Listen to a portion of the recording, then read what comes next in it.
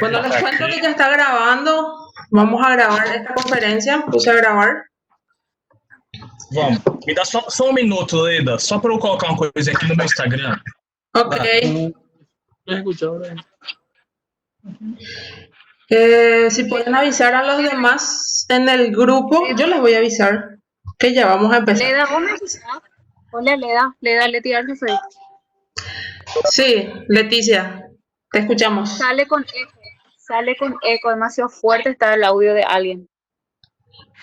No te preocupes porque van a ser silenciados todos luego.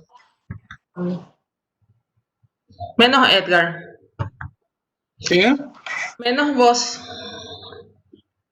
¿Querés que deje el audio? Si te puedes presentar, así te escucha Fernando. Bien. Bien, buenas noches. ¿Ya vamos a empezar esto?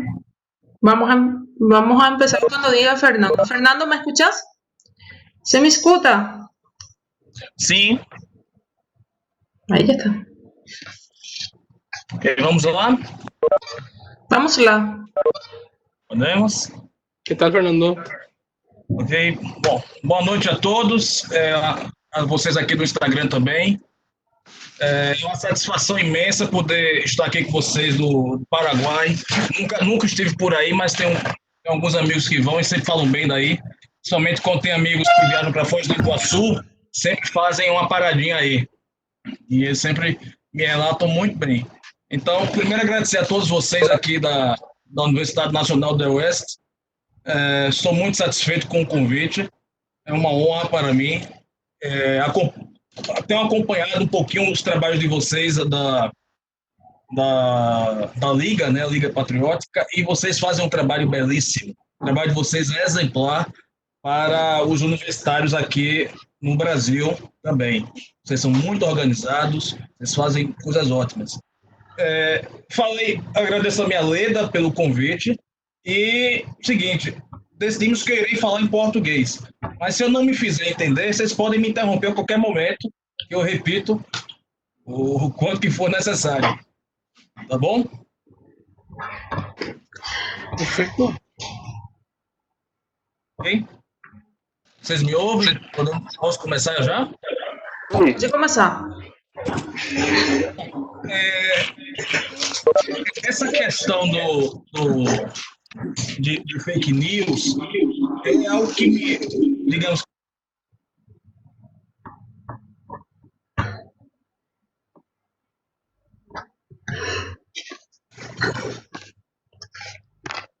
esse foi o tema do meu trabalho de conclusão de curso. Eu não sei se vocês aí no Paraguai têm também esse negócio, que para concluir o curso tem que fazer um trabalho de conclusão. Não sei se o sistema é o mesmo. É o mesmo. É o mesmo, né? Pronto. Então,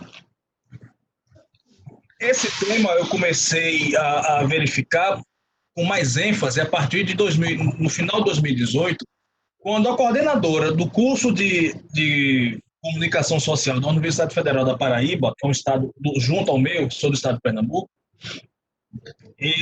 ela me convidou para proferir uma palestra sobre fake news e pós-verdade para os estudantes universitários. E assim eu fiz. E essa palestra deu tão certo que eu terminei fazendo dela o meu trabalho de conclusão de curso, com finalizar meu curso universitário de jornalismo. Então, eu estive imerso nesse tema desde 2018 e ainda estou, porque, veja, lidar com fake news é algo que você lidar diariamente. Agora, para falar desse tema, a gente precisa fazer uma espécie de bifurcação para vocês entenderem o que é que eu estou trazendo. Eu vou trazer o fenômeno histórico das fake news e o fenômeno digital das fake news. Por que fenômeno histórico? Eu não sei o que aconteceu com os jornalistas, comunicadores do mundo todo, que convencionou achar, ou ao menos, no mínimo, imprimir essa impressão de que fake news é coisa nova, quando não é, absolutamente não é. Ao falar de fenômeno histórico, eu relembro o seguinte: a humanidade já se iniciou num fenômeno histórico de fake news, no episódio onde Eva come o fruto proibido. O que é que aconteceu? A cobra diz a Eva que ela pode comer o fruto proibido e Eva vai lá e come e ainda dá para Adão. Achando pouco, vai lá e dá para Adão. E quando Deus volta, tá aquela porcaria lá, aconteceu e bom, o resultado somos nós aqui. Então a fake news absolutamente não é uma coisa nova de maneira alguma, né? Por outro lado, quando a gente vai acompanhando o fenômeno histórico, a gente verifica muitos historiadores relatarem as questões ligadas a fake news. Por exemplo, o historiador Robert Darnton, ele é americano, ele certa vez disse o seguinte: fake news existem desde o século VI. E aí, ao citar esse exemplo, o Robert Darnton, ele menciona as inverdades que o historiador Foucault inventava contra o imperador bizantino Justiniano, e espalhava isso na sociedade e falava coisas horríveis do imperador, e essas coisas pegavam, né? Por outro lado, o tempo foi passando e você se depara ao longo do tempo com exemplos emblemáticos do que a gente pode considerar de fake news também. Por exemplo, certa vez eu li o livro A Dinastia Rothschild, do Herbert Lockman, e ele ali menciona como foi que a família Rothschild foi obtendo poder ao longo da história, ao longo dos séculos, né? E ele menciona a Batalha de Waterloo, que foi o exército britânico contra o exército de Napoleão. Pois bem, o Nathan Rothschild, que era barão de Rothschild, ele investia na Bolsa de Londres e tinha alguns emissários que ele mandou para ficar acompanhando a guerra, um pouco de longe, obviamente, e coletar informações e trazer para ele. Pois bem, chegou um emissário dele e disse: olha, nós vencemos a guerra. Mas o Nathan fez assim: então vamos fazer o seguinte, vocês espalhem que nós perdemos a guerra e espera o Duque de Wellington, que era o comandante do exército, chegar com informação oficial. Confiaram nessas informações, nas informações dos emissários. Então os emissários do Nathan Rothschild estavam espalhando que a Grã-Bretanha tinha perdido a guerra. E o que aconteceu? Naturalmente, as ações da Bolsa de Londres caíram assim, brutalmente. As ações foram lá para baixo. E o Nathan Rothschild, espertamente, foi lá e comprou todas as ações, inclusive as ações do Banco da Inglaterra. Então chegou o Duque de Wellington com a informação oficial, fez: não, o Napoleão perdeu a guerra, nós ganhamos. E naturalmente elas se valorizaram, com uma diferença: elas estavam todas nas mãos do Nathan Rothschild. Entendeu? Então, esse é um exemplo que eu considero muito emblemático e que eu me deparei quando eu li esse livro da dinastia do Rothschild. Por outro lado, você tem um outro exemplo absolutamente emblemático de fake news ao longo da história, fake news que a gente pode considerar nos termos de hoje, que é a morte de Maria Antonieta, a mulher do rei do Luís XVI, da França.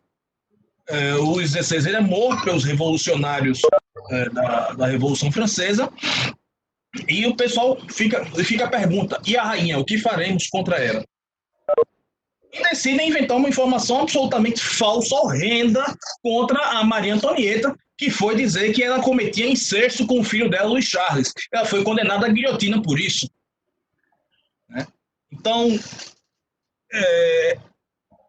essa questão de fake news, ela também, se você for analisar historicamente, ela termina entrando também na parte do jornalismo. Quando você tem ali, já passa a história, né?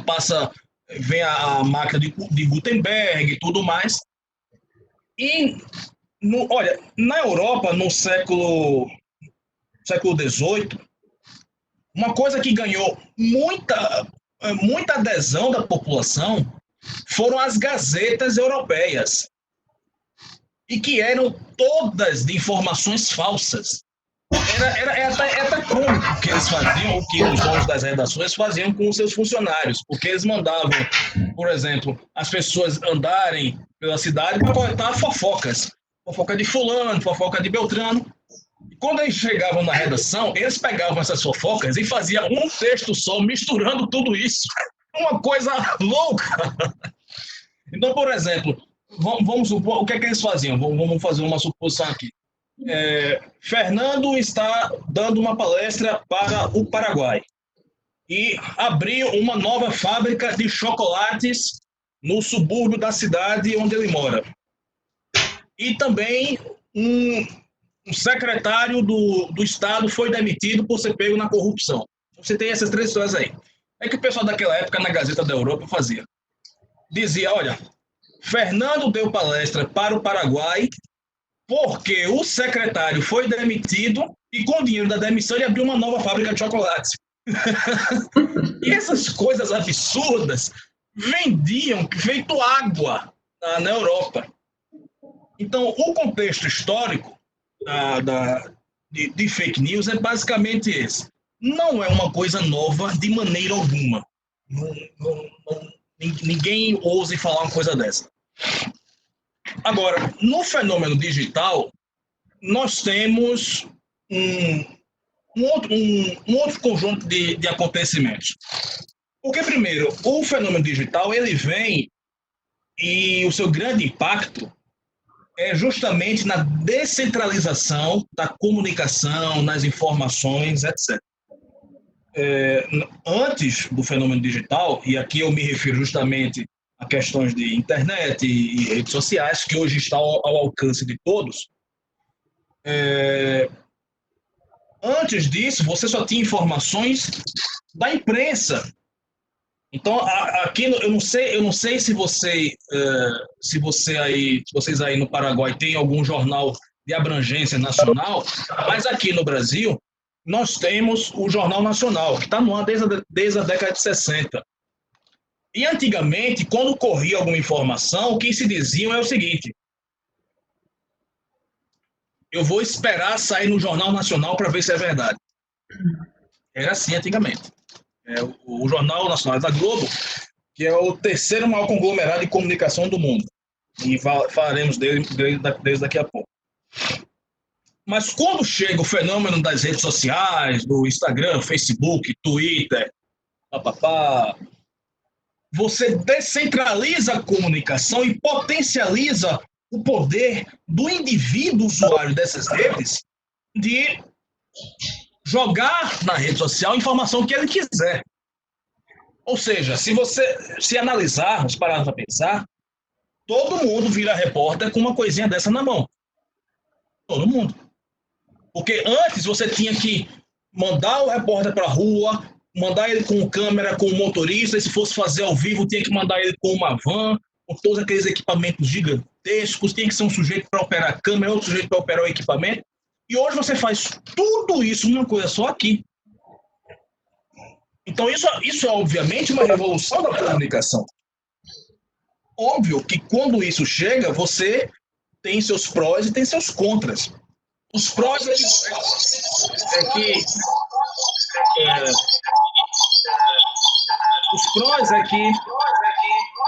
você consegue atenuar a liberdade de expressão das pessoas. Você consegue atenuar os princípios da democracia, que é o poder da sociedade, o poder das pessoas de manifestarem, se organizarem virtualmente para fazerem o que bem entendem. Por outro lado, você tem o contra, que é justamente a facilidade de difusão de informações falsas. Mas é uma obviedade tão grande que é o seguinte: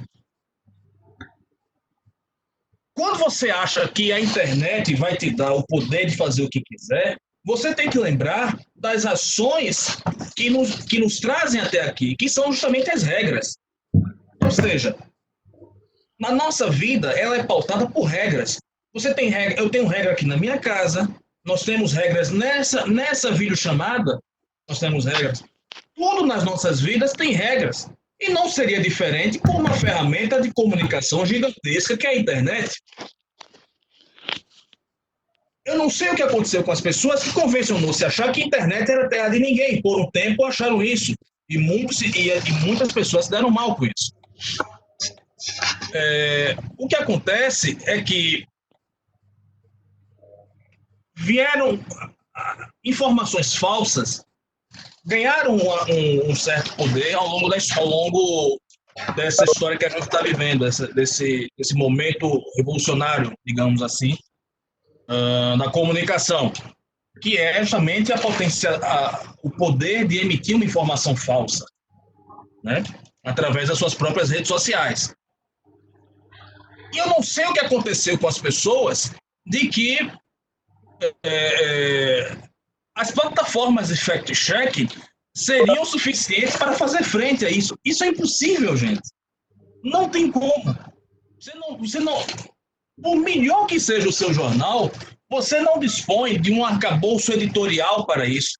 Você não dispõe de um arcabouço humano e recurso, equipamento. E vejam, houve grandes organizações que entraram nisso. Aqui a Globo entrou para fazer fact-checking também, e foi uma negação. Eles não conseguiram fazer frente a pouquíssimas coisas, porque, veja, a internet ela é um terreno de proporções ilimitadas. Você não consegue, para você fazer uma checagem, você tem que verificar, primeiro você tem que saber que o espaço tem algum limite, para você conseguir trabalhar dentro dele. Mas a internet é um campo ilimitado, ela tem várias ramificações das quais nós não temos poder e ninguém consegue ter. No máximo, você tem o poder extremo, que é o de desativar tudo, controlar tudo, e obviamente você entra no contexto de ditadura, como ocorre na China, ocorre na Coreia do Norte. A China, por exemplo, esse negócio de coronavírus, sabe-se hoje que a China censurou muitos usuários do WeChat no final do ano passado. Eles censuraram várias publicações que tinham termos ligados ao coronavírus, etc, etc. Por outro lado, existe um fator muito interessante que precisa ser dito também. A questão é: quem é que define o que é o real e o que é falso? Porque veja, ao longo da eleição, muitas vezes eu me deparei com informações que diziam a todo custo que eram falsas quando eram verdadeiras. Quando você tinha, inclusive, afirmações oficiais das pessoas aos quais imputavam aquela informação. Então você termina entrando também para o critério ideológico da coisa. E dificulta muito você querer fazer uma checagem do que, bom, isso aqui tem um carimbo de falso, tem um carimbo de verdadeiro.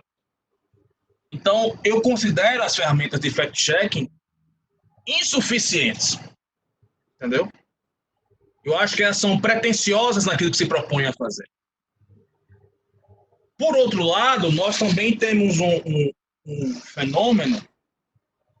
Aliás, ainda nesse fenômeno das fake news, uma coisa que eu observei através da minha pesquisa, do trabalho de conclusão de curso, foi que houve muitas notícias falsas referentes ao processo eleitoral do Brasil.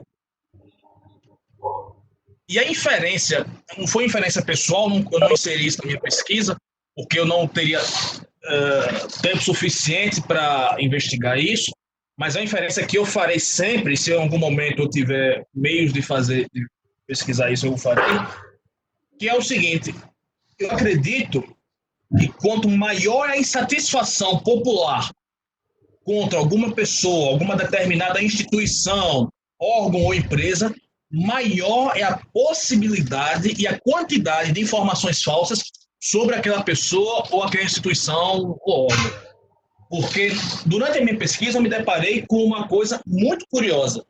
Houve muitas notícias falsas sobre o processo eleitoral. Agora, o que acontece? As nossas instituições, eu não sei como estão funcionando as instituições aí no Paraguai, mas aqui no Brasil, elas são alvo de muita desconfiança perante a população. As pessoas ficam desacreditadas das instituições porque elas são alvo de muita corrupção, de mau uso, utilizam as instituições para fazer barganha. Eu vou falar isso daqui a pouco, quando entrar na análise de panorama. E a gente veio de uma eleição em 2014 que foi muito contestada por uma simples razão. A apuração dos votos no segundo turno, que foi entre a candidata Dilma Rousseff, que já era presidente, já era candidata à eleição, entre a Dilma Rousseff e o Aécio Neves, a apuração do segundo turno foi secreta. Ninguém teve acesso à apuração. Isso é um escândalo sem precedentes, porque, veja, a transparência numa democracia, ela é a condição sine qua non para a realização de todas as ações dentro de um país. Então, se você... E ainda teve um agravante. O presidente do Tribunal Superior Eleitoral, que é responsável por fazer a apuração dos votos, ele foi, no passado, advogado do PT. Era um partido que estava concorrendo. O PT tem ligações até hoje com o Foro de São Paulo, que eu acho que vocês já devem ter ouvido falar aí no Paraguai, que também tem representantes aí no Paraguai, teve junto ao governo aí de vocês, né? Se eu não me engano, foi o Fernando Lugo. Fernando Lugo, se eu não estiver enganado, era do Foro de São Paulo. Pois bem, você tem uma eleição comandada por um ex-advogado de um dos partidos integrantes no pleito eleitoral, e você tem uma apuração secreta. Então, isso naturalmente irá interferir na confiança da população sobre o seu órgão. Então, eu acho que quanto maior a desconfiança, e isso é um meu, não tenho como comprovar isso. Se algum dia eu tiver a oportunidade de fazer alguma pesquisa nesse sentido, eu farei. Eu creio que quanto maior a desconfiança da população, maior a incidência de notícias falsas sobre aquela pessoa, sobre aquela organização, etc. Muito bem.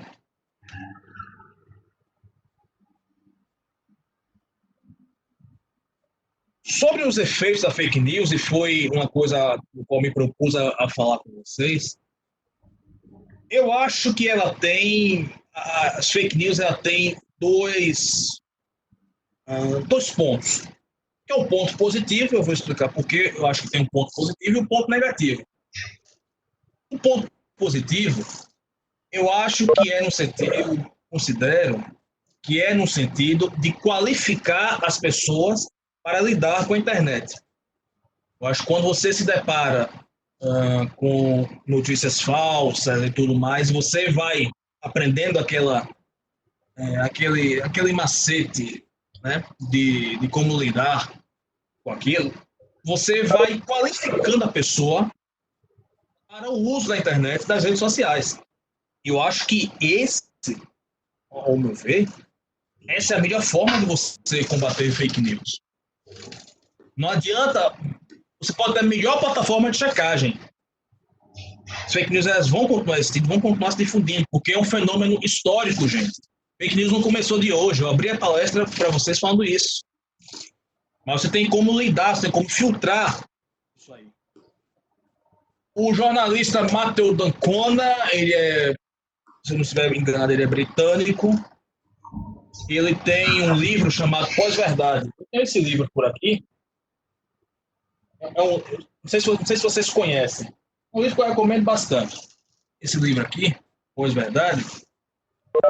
E, em determinada parte, ele fala o seguinte: a internet obriga as pessoas a serem editoras, ou seja, a filtrar, a checar, a perguntar, a fazer tudo aquilo que um editor numa redação faz. Isso é uma coisa óbvia, não é?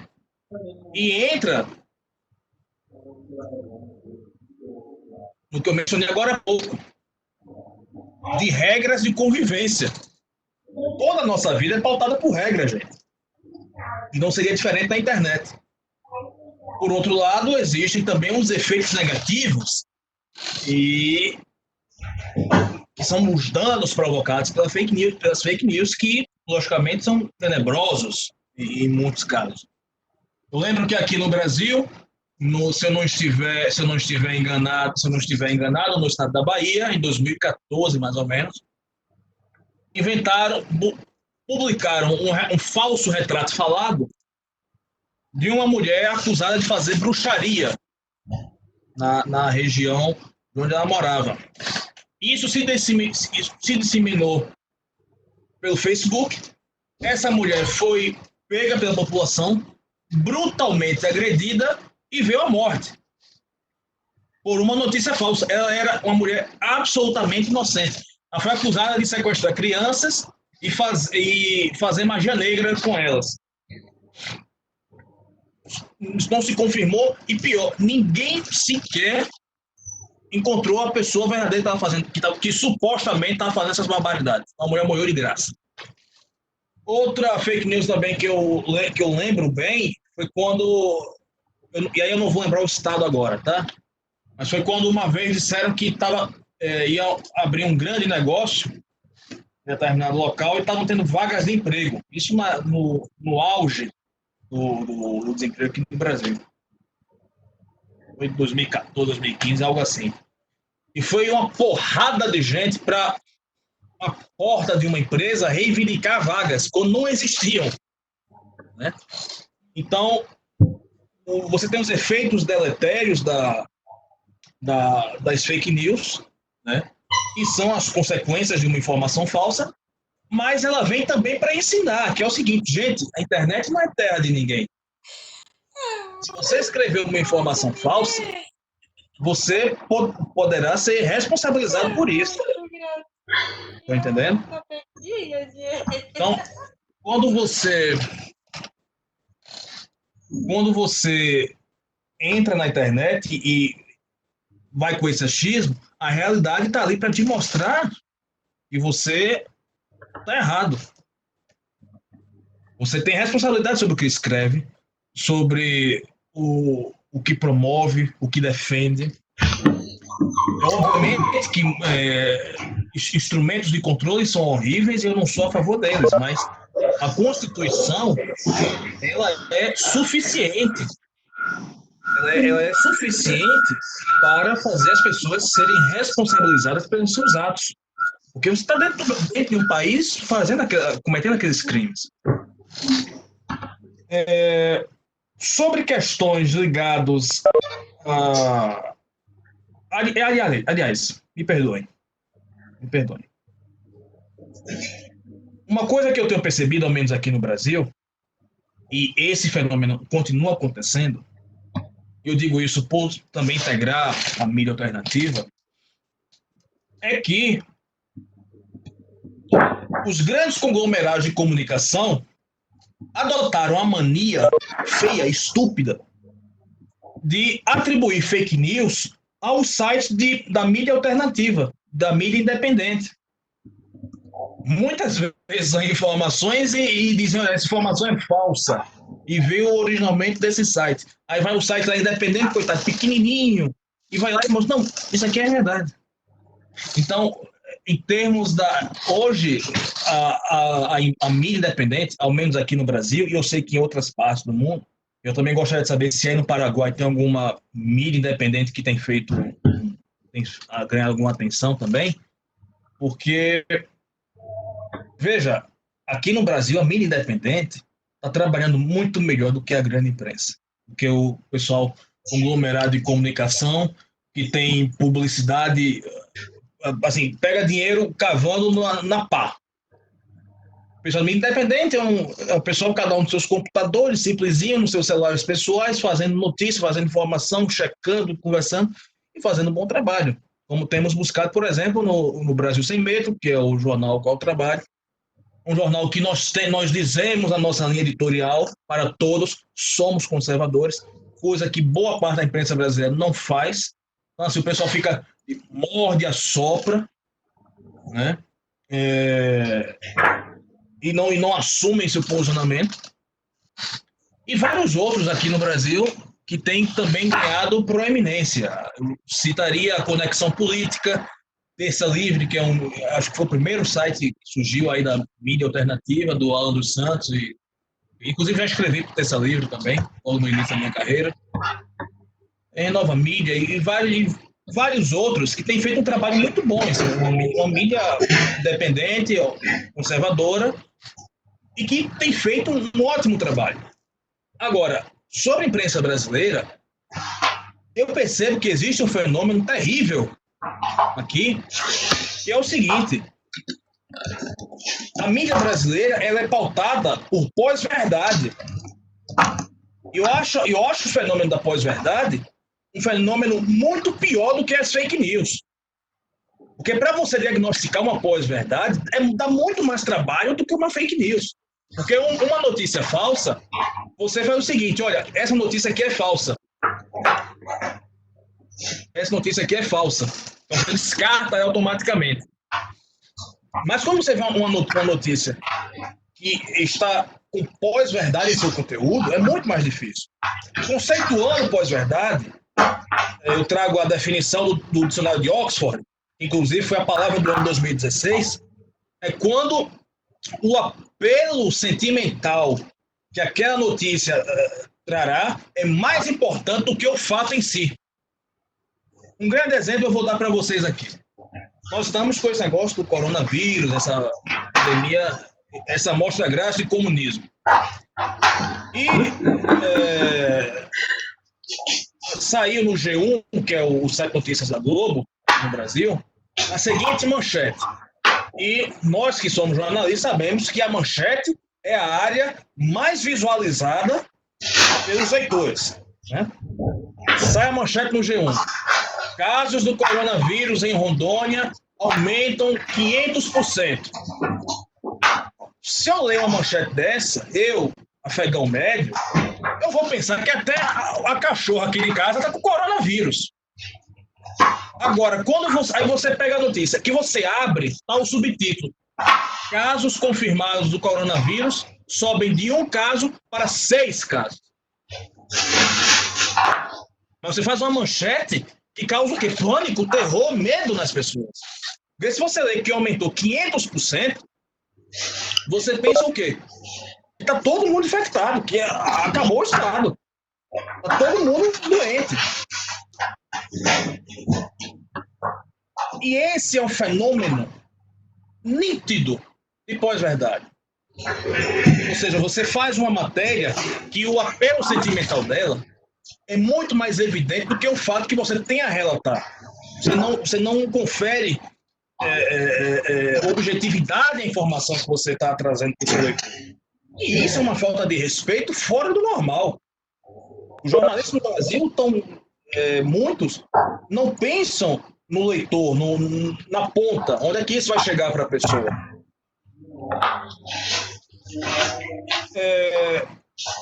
Isso é uma falta de ética terrível. Por outro lado, uma coisa que tem me assustado aqui no Brasil é o vazio do valor notícia, das informações que muitos jornalistas dão. Por exemplo, nesse domingo, a CNN aqui do Brasil, não sei se vocês no Paraguai tem CNN, chegou uma CNN nova aqui no Brasil, eu devo admitir que eles estão fazendo até um trabalho até bom, mas nesse domingo eles fizeram uma coisa horrível, que foi o seguinte: colocaram um repórter para fazer um link ao vivo para falar sobre o que o Bolsonaro fez. Cometeu um crime horrível. Ele saiu do Palácio do Planalto, foi visitar os filhos dele, aí postaram uma foto. E uma foto está os filhos dele comendo milho. E o repórter, todo bem arrumado, com um microfone: o presidente Jair Bolsonaro foi para a casa do seu filho. Lá ele comeu milho. E na foto que publicou, também foi possível ver um resto de ovo de Páscoa sobre a mesa. Qual o sentido de você dar uma informação? Mas qual a importância? Zero. Pouco importa. Uma coisa é dizer que tá bom, vai cobrir, tudo bem. O presidente saiu e foi visitar seus filhos. Ele saiu e foi polêmica, como se fosse um crime. hediondo você sair e se encontrar com seus filhos, comer um milho e ter um resto de ovo de Páscoa em cima da mesa. Então, eu tenho verificado também que o Valor Notícia, em muitos casos, está absolutamente vazio. Eu acho isso terrível. Isso é a morte do jornalismo. Isso é esquartejar o jornalismo. Isso não adianta, isso não funciona. E existe também uma outra coisa que eu tenho verificado, principalmente nesse momento, que é a ausência da responsabilidade das informações difundidas. Porque, veja, jornalismo, ele é uma ramificação da comunicação social. Comunicação social, ou seja, comunicar à sociedade, comunicar ao povo, à população. E se vocês verificarem, inclusive isso foi falado ontem pelo ministro General Ramos. Eu esqueci qual é a pasta que ele ocupa. Mas ele pediu o seguinte à imprensa, para que não façam somente pânico, mas também que falem o seguinte, dos casos de recuperados, de curados. Aqui no Brasil, houve recentemente a troca do ministro da Saúde. Não tem nem uma semana isso aí. Ou fez uma semana hoje, algo assim.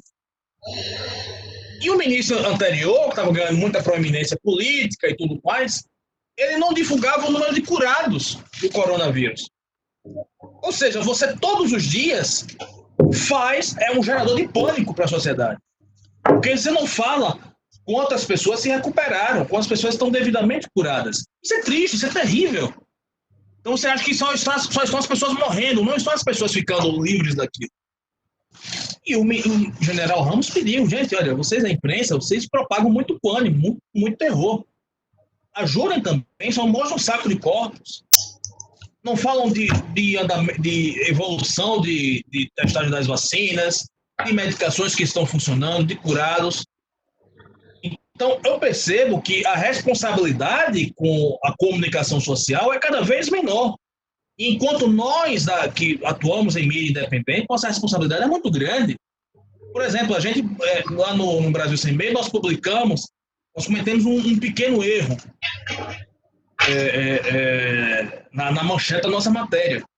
E quando verificamos isso, horas depois, o nosso editor-chefe fez uma matéria pedindo desculpas aos leitores. Olha, gente, nós erramos, houve isso. Mas só uma manchete, mas se vocês acessarem o corpo do texto, está tudo correto. Você não vê a grande imprensa pedindo desculpas a ninguém. O pessoal da imprensa veio pedir desculpas na última polêmica que teve nessa pandemia, que foi o negócio do Drauzio Varela. Não sei se vocês aí no Paraguai conhecem esse sujeito. Ele é se diz médico. Eu não chamo de doutor, nem digo que é médico, um sujeito que é a favor do aborto. Porque você rasga o discurso de Hipócrates na cara de todo mundo. Mas aí ele foi num presídio visitar transexuais e mostrar sua condição lá. E se deparou com um travesti chamado Suzy, e ele foi lá dar um abraço nela e fez: eu não recebo visitas há 8 anos. E a matéria dava a entender que ele não recebia visitas porque era transexual. Bem, o pessoal passou-se isso, o pessoal começou a escrever cartinhas para Suzy, e vamos fazer uma vaquinha para fazer doações para a Suzy. Foram levantar a ficha criminal do Suzy. Suzy foi condenada porque matou e estuprou um garotinho de 9 anos. Então, e achando pouco, ainda pegou o corpo e colocou perto da casa da mãe dele. E ele era vizinho da família dessa criança. Então o sujeito não é que ele não era visitado por ser transexual, ele não era visitado porque ele é um monstro. E obviamente criou-se uma campanha imensa de boicote à Rede Globo. E acho que 4 ou 5 dias depois de verem que o movimento contra eles não iria acabar, eles fizeram uma notinha de desculpas, o Drauzio Varela pediu desculpas também, não sei o quê, e vieram dizer que não checaram a ficha do sujeito. Eu digo, bom, então você não fez o princípio número 1 do jornalismo, que é checar as informações. Como é que você quer fazer jornalismo Porque naquele momento ele estava atuando como repórter e não médico, porque não estava fazendo uma consulta médica. Então, se você está atuando como repórter, sua obrigação é fazer checagem e apuração de informações para saber se é ético, se é correto a forma como você vai expressar aquela informação. Por outro lado, veja, Rui Barbosa, um grande político, ele diz o seguinte: um país de imprensa degenerada não consegue fazer frente aos vícios de exploração das instituições. Quando você analisa isso, você percebe que foi uma profecia para o Brasil. Veja, a grande imprensa não conseguiu, em momento algum desse novo tempo que nós estamos vivendo, descobrir um único crime que o Partido dos Trabalhadores, que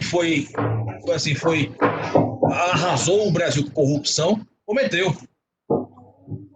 Em 2016, o Geneton Moraes Neto, que foi um grande jornalista aqui no Brasil, uma falta muito grande, apesar de ser da Globo, ele fez um trabalho muito bom, muito respeitável, eu gostava muito dele. Ele deu uma palestra na universidade que eu estudava. Eu estive lá e perguntei a ele, Geneton, o que é que você sente falta assim na imprensa brasileira? O que é que você acha que falta na imprensa brasileira? Ele fez, olha, falta jornalismo investigativo. Os jornalistas não investigam mais, não apuram mais. O jornalista pega o release do Ministério Público, bota em tom de alarme e dá notícia. A imprensa perdeu completamente o protagonismo. Aí quando você vai analisar as planilhas de financiamento e publicidade dos governos anteriores, você descobre que a Globo, durante o governo do PT, recebeu 6 bilhões e meio de reais ao longo de 13 anos. Quem, em sã consciência, vai abrir investigações contra o governo recebendo uma quantidade estratosférica de dinheiro desse? Ninguém. Estou entendendo? Está sendo muito bem pago para isso. Está sendo muito bem pago para não falar mal do governo. A publicidade estatal está mantendo você. Então, se você ganha publicidade estatal, você é chamado para jantar do governo, você viaja às custas do governo. Então, para eles é muito vantajoso, muito maravilhoso. Mas é o seguinte, isso você mata, esquarteja o jornalismo. E, por outro lado, você confere autoridade aos donos do poder para mandar na sua empresa. Como, por exemplo, quando algum jornalista criticava Lula, o governo, qualquer quem fosse, o José Dirceu, que era ministro do Lula, ligava para o diretor da emissora ou da rádio e dizia, olha, eu quero a cabeça de fulano e tal, que está falando mal da gente. E se vocês não demitirem ele, nós vamos cortar a publicidade da empresa de vocês. Era assim. Então, quando uma imprensa se vicia em ser financiada pelo governo, abre as portas para que a corrupção possa imperar no Brasil sem que as pessoas venham descobrir isso.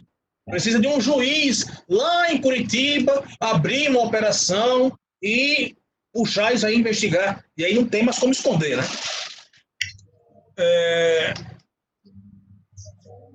Então, essa questão também que muitas pessoas me perguntam sobre o quesito de imparcialidade, assim, o problema da imprensa brasileira é que ela não é imparcial. Digo, eu tenho uma triste notícia para lhe dar. É o seguinte, imparcialidade não existe.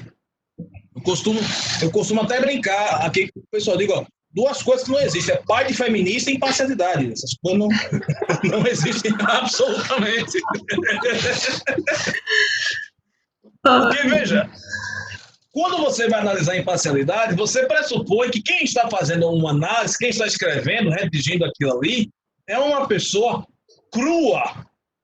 Uma pessoa que não vai fazer julgamentos e nada. Mas, olha, só a escolha das pautas já quebra a imparcialidade ali mesmo. Vou falar desse assunto aqui, não vou falar desse. Vou abordar esse assunto nesse espaço aqui, vou abordar esse assunto nesse. Então, a imparcialidade em si não existe. E não quer dizer que isso é aval para a pessoa ser desonesta. Porque você não precisa ser imparcial, mas você tem a obrigação de contar os fatos da melhor maneira como você pode. Isso aí eu volto eu faço um recorte ali na investigação sobre o entendimento humano do David Hume. que eu não vou fazer uma análise da filosofia de David Hume, porque não temos sequer tempo para isso. Mas tem uma parte muito interessante da filosofia do David Hume, que fala o seguinte: nossas ideias sobre o real se originam da nossa experiência sensível, e a percepção é o critério da realidade dessas ideias. Ou seja, você percebe aquilo ali, você tem uma experiência real, contemplado pelo fato, por aquilo ali que você está vendo, e a sua percepção lhe permite criar um conjunto de ideias e expressar aquilo ali de alguma forma. Ideias, o próprio Hume dizia, são sempre de natureza particular. Mas quando você o associa a palavras, você consegue produzir o efeito de generalidade.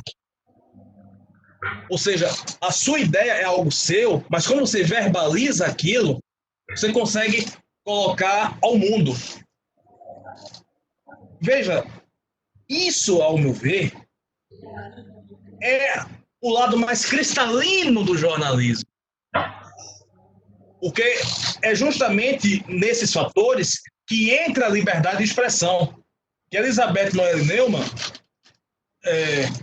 falava o seguinte: a liberdade de expressão é a materialização da liberdade de consciência. Percebem como as coisas se conectam umas com as outras, nesse sentido? Então, você vive aquilo ali, você percebe, você adquire uma ideia e você expressa aquilo ali. Então, o que é que você pode fazer de bom?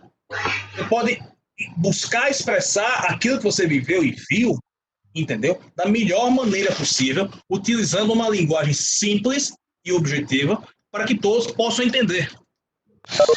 No final do ano passado, eu tive uma ligação com o Alexandre Garcia, não sei se vocês conhecem, um grande jornalista aqui do Brasil, brilhante, e ele me disse uma coisa que eu tomei como uma grande lição para mim, que é o seguinte: os fatos não precisam de ajuda. Quando você tenta ajudar os fatos, você o deturpa, por melhor que seja a sua intenção. Não que você seja uma pessoa malvada, não que você seja ruim, mas quando você tenta ajudar os fatos, você deturpa as coisas. E o melhor que você pode fazer é relatar os fatos da melhor maneira possível, fiel àquilo que você viu. E houve uma conferência, uma entrevista que ele participou recentemente, que eu adorei. Ele disse o seguinte: no jornalismo, das palavras as menores, e das menores as mais simples. Olha que coisa incrível. Você escreve para todo mundo. Quando você tenta perfumar muita coisa, você dificulta tudo. E eu acredito que o jornalismo é uma grande ferramenta para o caminho da literatura. Porque, veja, Hugo von Hofmannsthal, poeta austríaco, muito citado pelo professor Olavo de Carvalho, ele dizia o seguinte: não existe nada que esteja na política de um país que não esteja primeiro em sua literatura. Né? Então, nós temos a missão também de buscar sermos bons escritores. Aqui no Brasil, escritores absolutamente proeminentes eram jornalistas. Você tinha Machado de Assis, que era jornalista, tinha Lima Barreto, que era jornalista, tinha Graciliano Ramos, que era jornalista, Euclides da Cunha. Escritores de imenso quilate para a literatura brasileira. Agora, quando você não documenta os fatos também na literatura, você se perde. Aqui no Brasil, houve uma documentação muito grande em torno da literatura feita pelos esquerdistas durante o regime militar. Então, hoje, muitos acontecimentos tidos como fatos viam muitas vezes de imaginação de escritores de esquerda que focaram na militância intelectual para derrubar o governo aqui.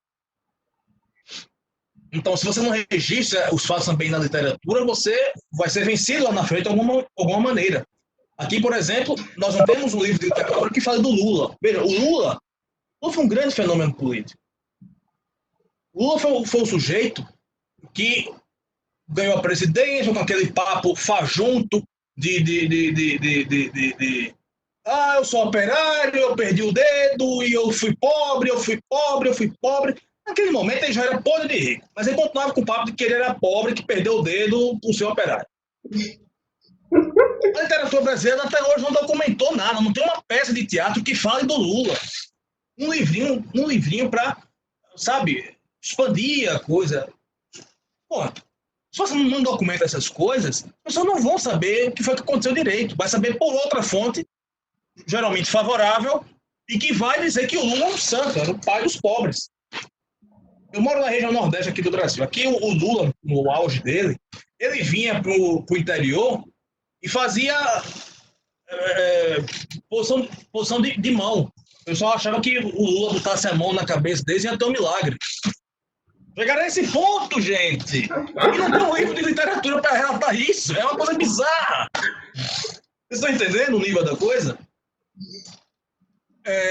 O panorama político atual do Brasil está sendo muito complicado, porque, veja, nós somos arrasados por corrupção.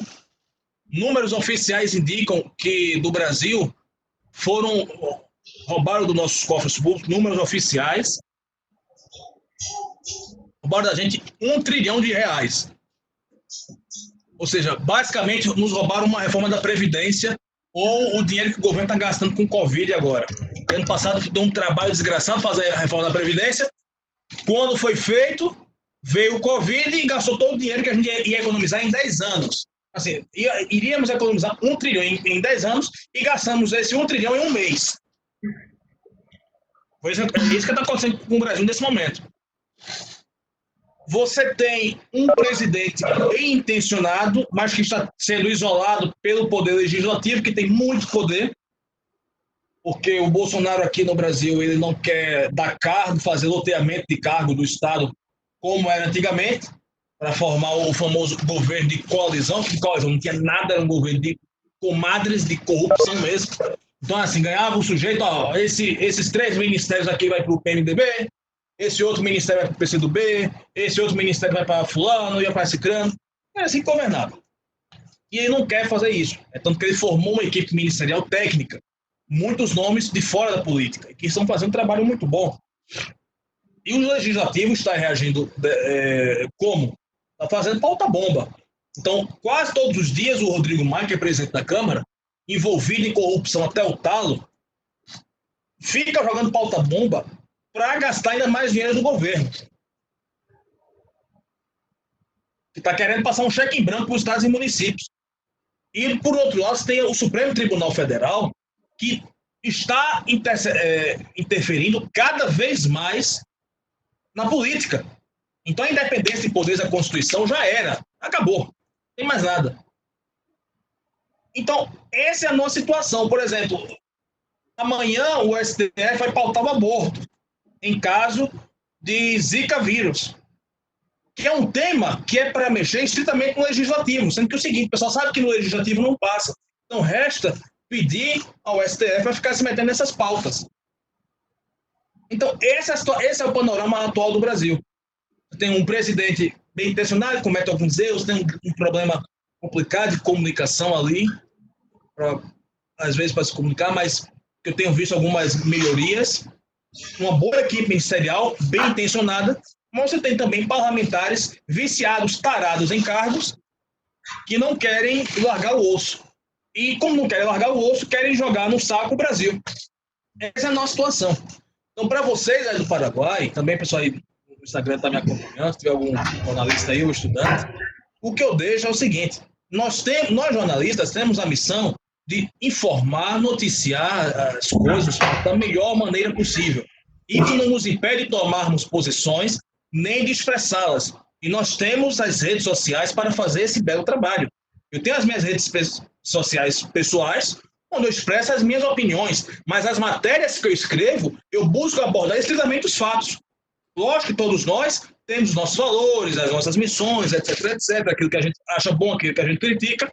O jornalismo, eu acho que o jornalismo é um eterno teoria do enquadramento, ali do Erving Goffman, em 74, onde ele classifica a teoria do enquadramento como o fato vai ser enquadrado de uma certa forma, dependendo da visão do jornalista, então ele vai enquadrar aquele fato de uma certa forma, vai salientar o que ele acha necessário, vai fazer um bom trabalho.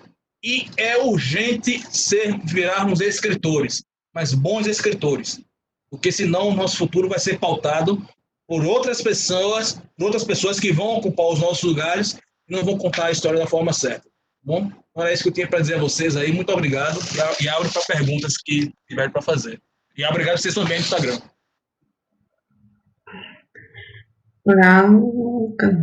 Eu não estou te ouvindo, Leda. Eu estava abrindo os microfones dos participantes. Agora sim. Se não pergunta aí no Instagram, pode mandar também ou no direct, tá? Uma dúvida aqui.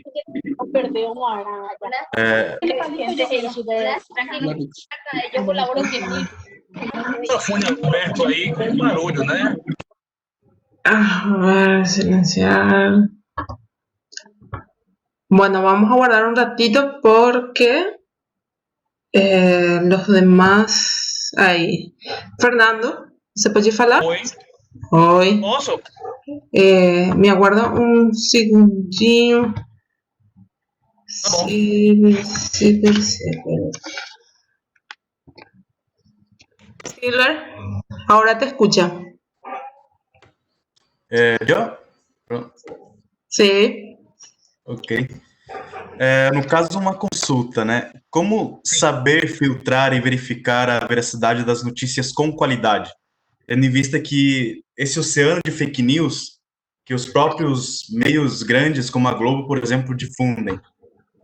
Como saber filtrar com qualidade, veracidade, tudo aquilo que entra, toda aquela informação que nós recebemos? Olha, veja, não é muito difícil fazer isso aí. Você buscar extrair a informação objetiva da notícia.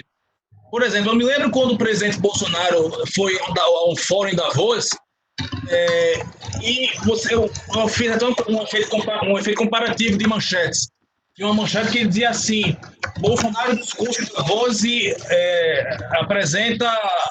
anuncia a abertura econômica do mercado brasileiro.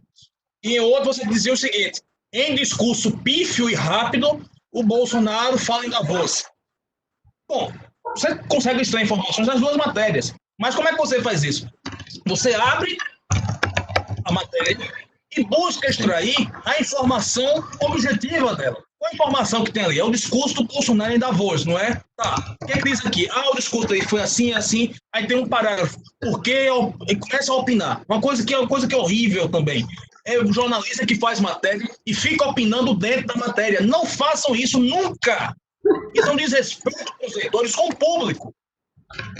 Opinem nas redes sociais de vocês, façam artigos de opinião. Mas a forma que a gente tem de extrair o fato da informação, da matéria que a gente lê, Stilber, é extrair a informação objetiva que está ali presente. Qual é a informação objetiva? Há um discurso em Davos, tá bom, o que foi que ele falou? O resto, isso aqui me serve? Isso aqui é suficiente? Bom, não, é um critério próprio, é um critério seu. Você é o filtro daquilo que vai consumir nas matérias. E assim você consegue exercer bem a sua atividade de jornalista, filtrando o que recebe, o que lê, e buscando relatar aquele fato da melhor maneira possível para o seu público. Entendeu? Entendi. Obrigado, viu? Nada. Muito obrigado. ¿Alguien tenemos alguna pregunta que le quiera hacer? Igual, Fernando entiende español. Si le hablamos despacito, entiende bien, súper bien el español. O si quieren preguntarle igual en portugués, podemos seguir. Ahora tenemos otra pregunta.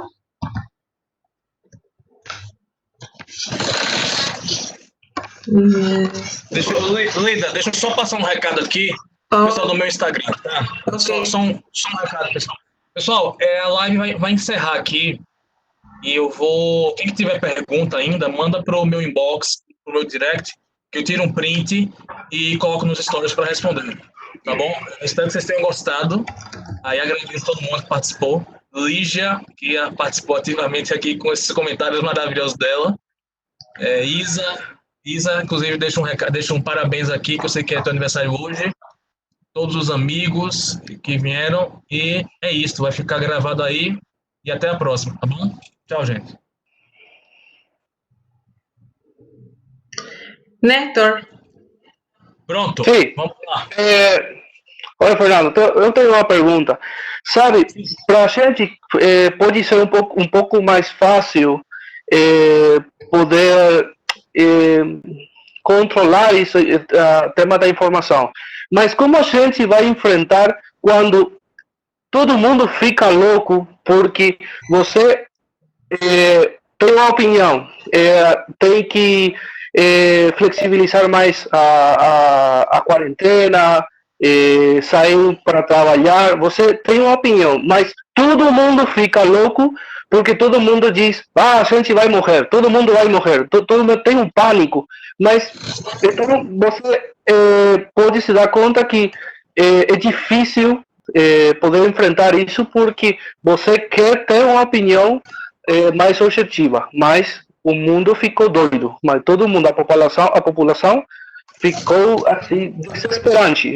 Como a gente vai se enfrentar a isso? Olha, Nestor, sua pergunta ela se encaixa bastante na teoria da espiral. do silêncio.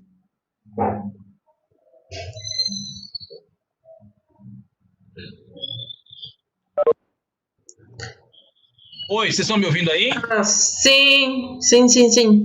Alô? Alô? Agora sim, agora sim. Deu uma queda rápida aqui na minha internet, mas já voltou. Voltando. A tua pergunta, Nestor, se encaixa muito na teoria da espiral do silêncio da Elizabeth Noelle Neumann. Inclusive, a Leda conhece a Elizabeth Noelle Neumann, que acho que foi a primeira vez que eu conversei com a Leda, foi justamente quando eu recomendei esse meu livro lá no meu Instagram. Veja, o momento que nós vivemos hoje é muito atípico, é muito difícil. As pessoas estão em pânico, estão com medo de morrer.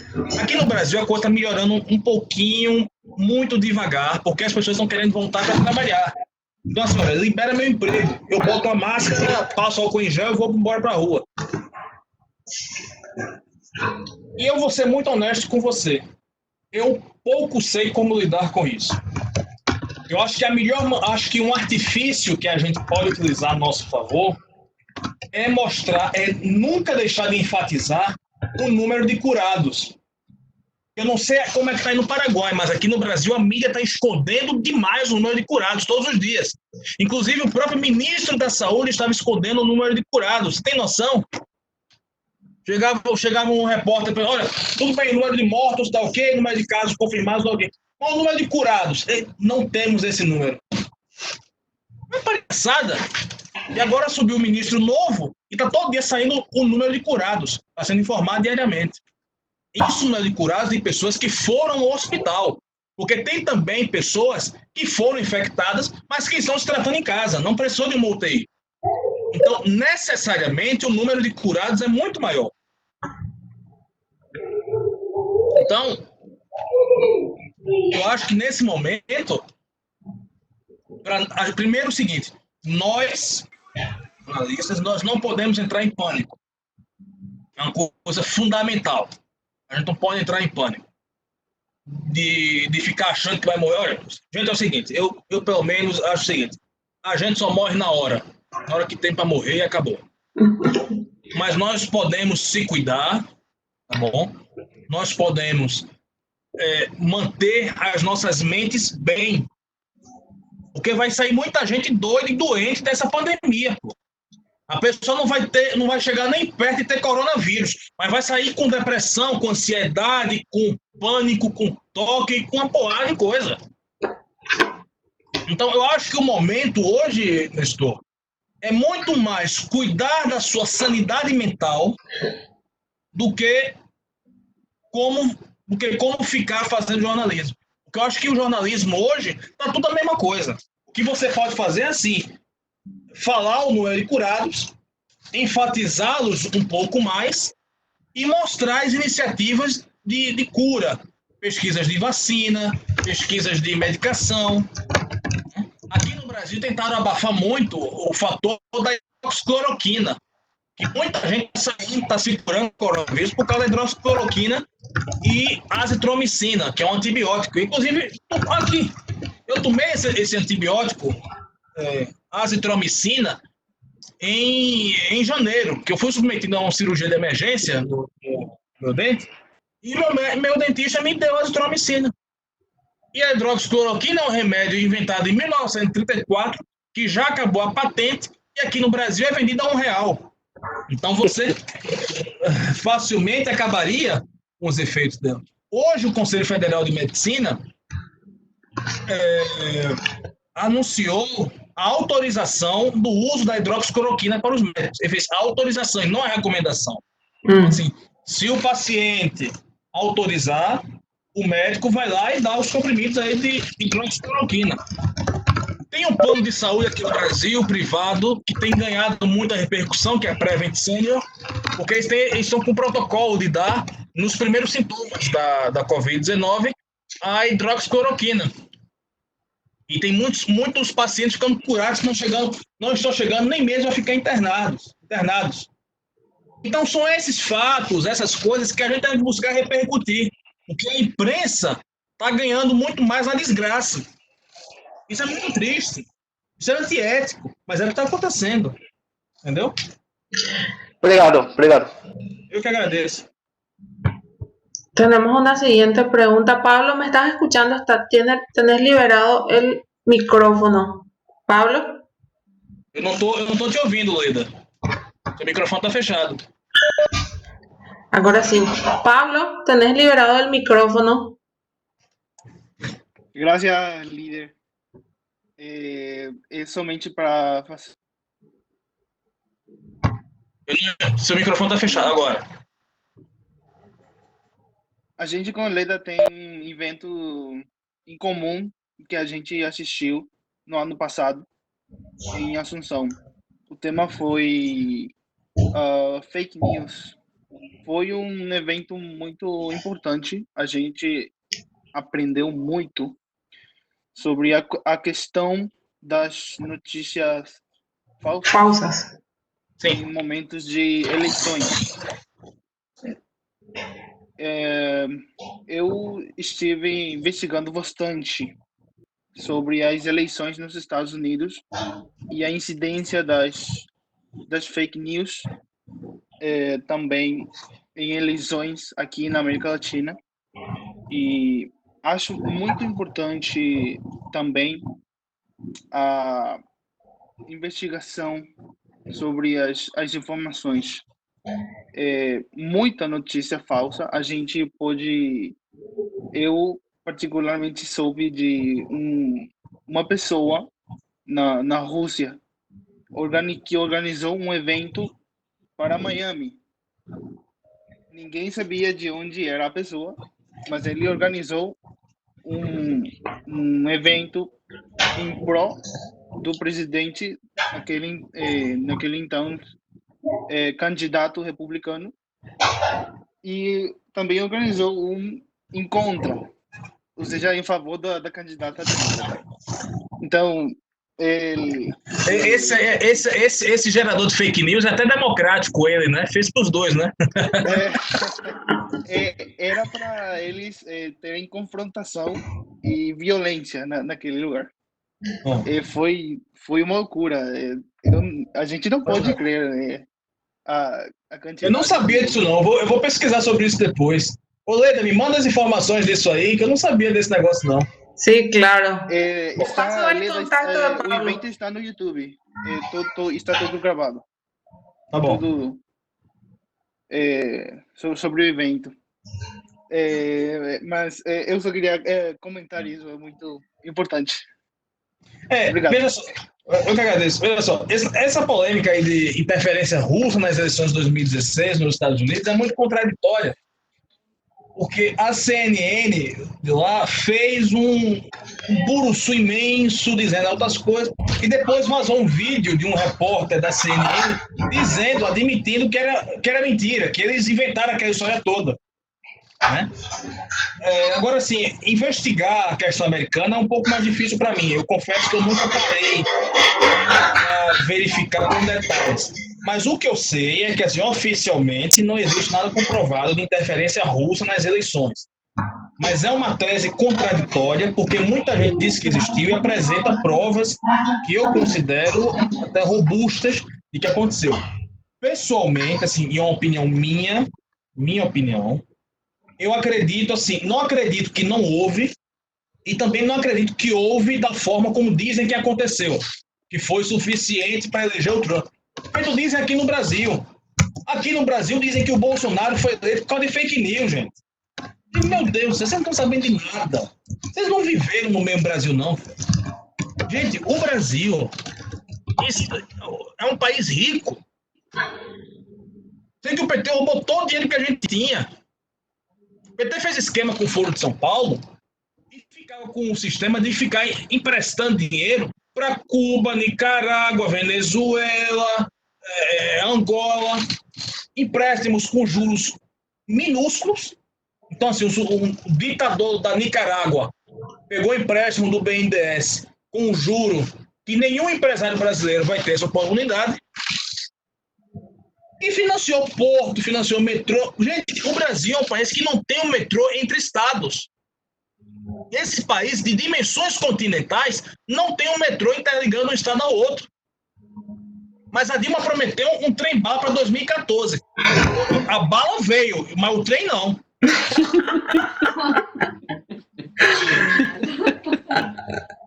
Padre, tenés abierto el micrófono. Até um padre que eu não sabia. Só bênção, padre. Deus abençoe. Também. Padre, tenés abierto el micrófono. Pergunta aí. Estou falando.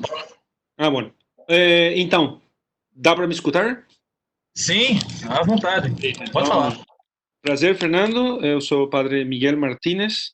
Eu participo das atividades da formação da Liga Patriótica desde a sua fundação e na universidade.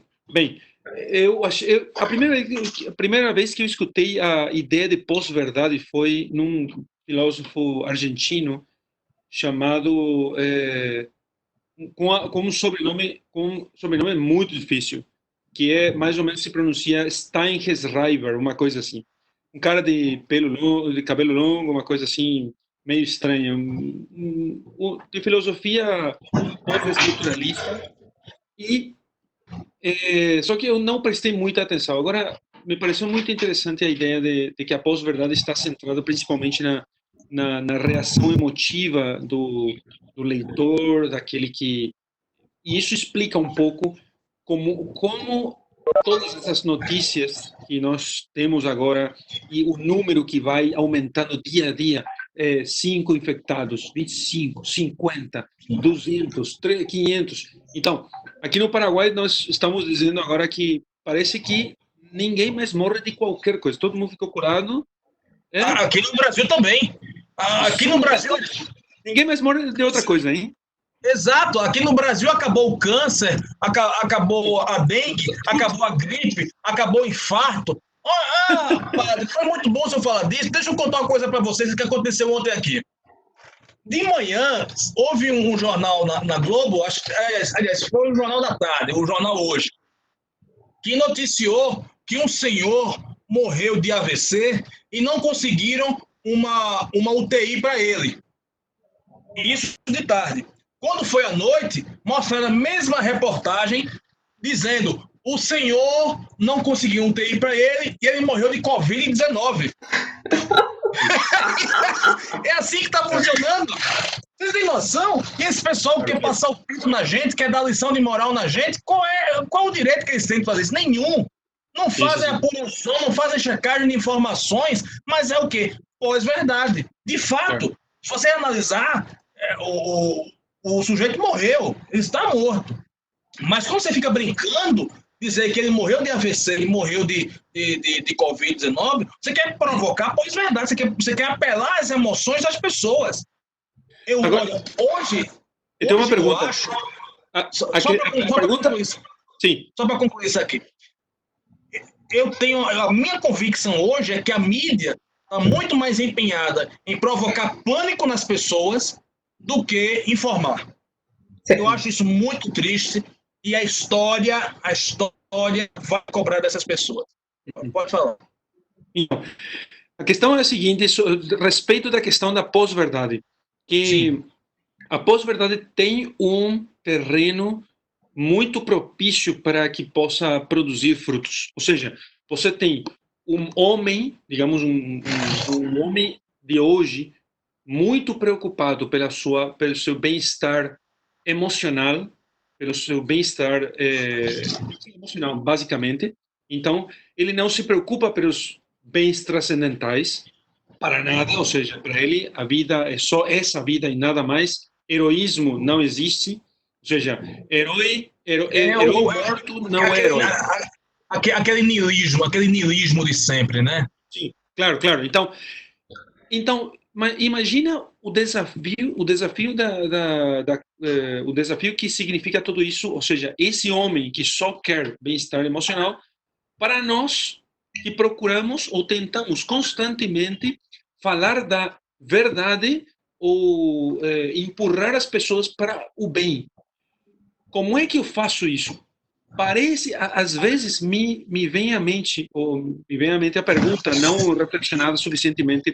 Sim, uma notícia apresentada como pós-verdade, mas com o intuito, com a intenção de levar o leitor, o público, o consumidor da notícia para o bem, mas com forma de pós-verdade, não seria uma coisa... Nunca pensou nisso? Não sei se ficou clara a pergunta. Ou seja, a pós-verdade como instrumento do mal, é claro, mas não poderíamos pensar na pós-verdade como instrumento do bem?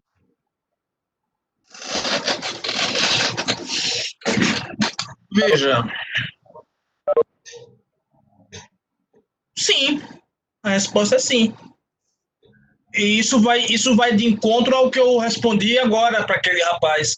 Digo, olha, que as pessoas estão ficando malucas, né? Acho que foi o Nestor que perguntou. Digo, olha, você pode usar... Mas veja, padre, eu acho que não chega nem a ser necessário usar a pós-verdade para o bem, assim, intencionalmente. Eu acho que basta relatar os fatos como eles são. Então, assim, fale do número de curados, fale do avanço das pesquisas, entendeu? Talvez possa existir, em alguma ocasião muito pontual, você ter a possibilidade de usar a pós-verdade para o bem, assim, remotamente, mas eu acho que é uma coisa tão pequena, porque, veja, como diz, pelos frutos conhecereis. E os frutos da pós-verdade é só porcaria, é só o que não presta. Então, eu não consigo conceber uma pós-verdade que consiga fazer bem. Eu consigo conceber, assim, um artigo de opinião, sabe? Um artigo onde tem um padre falando, uma pessoa bem intencionada pedindo calma, né? Que, inclusive, tem até sentido falta. Veja, eu não sei como é aí no Paraguai, mas aqui no Brasil, a Igreja Católica está muito infectada pela questão da teologia da libertação. Então, os padres, e muitos padres aqui no Brasil e tudo mais, estão muito mais preocupados em fazer política, apoiar políticos, do que trabalhar pela tradição do magistério da Igreja Católica. Isso é gravíssimo. Isso é uma tragédia. Veja, os padres aqui no Brasil aceitaram fechar as igrejas e sequer abrir durante a Páscoa. Tivemos Tríduo Pascal sem Eucaristia. E não, fica em casa. Olha, eu vou dizer, eu sou católico, a minha família é católica, eu respeito o senhor, o padre, mas dizer para mim que a casa da pessoa é a sua igreja? Eu digo, não, não. De maneira alguma. Deus deixou para nós, foi a igreja, não foi uma casa com 4 quartos e uma banheira jacuzzi. Ele deixou, foi uma igreja. Então, assim, ao invés de fazer, olha, ao invés de fechar as igrejas, é o seguinte, olha, a gente faz a recomendação, e aqui eu não estou querendo soltar em direta para o senhor, nem culpado, pelo amor de Deus. Mas eu acho que a postura deveria ser, nós estamos fazendo a recomendação, mas entendemos que também a igreja é um serviço essencial e vamos criar regras sanitárias para que as missas não sejam suspensas. É uma coisa óbvia. Você deixar a população na pior pandemia da história da humanidade sem missa, você quer conduzir todo mundo para o inferno. É mandar todo mundo infectado com coronavírus e ir para o inferno. Isso é uma coisa horrível. E a CNBB no Brasil, é para fechar a igreja mesmo, reza em casa, bote a live do Facebook e vá assistir a missa. Pelo amor de Deus, como é que nós aceitamos isso? Como é que a gente consegue ser tão passivo? Quem está brigando para abrir igreja são os protestantes. Os protestantes estão pau a pau, e entra na justiça, e vai, e puxa, e não sei o quê. Aqui em Santa Catarina, Padre Jorge, teve, no estado de Santa Catarina, o governador de lá liberou a missa. Mas aí não teve o que fazer, disse que as hóstias têm que vir pré-embaladas. Embalar no saquinho e entregar. Um homem desse, que faz uma proposta dessa, é para ele sair preso do palácio do governo. Isso é ultraje ao culto. A Constituição proíbe isso. Você não tem que se meter no rito.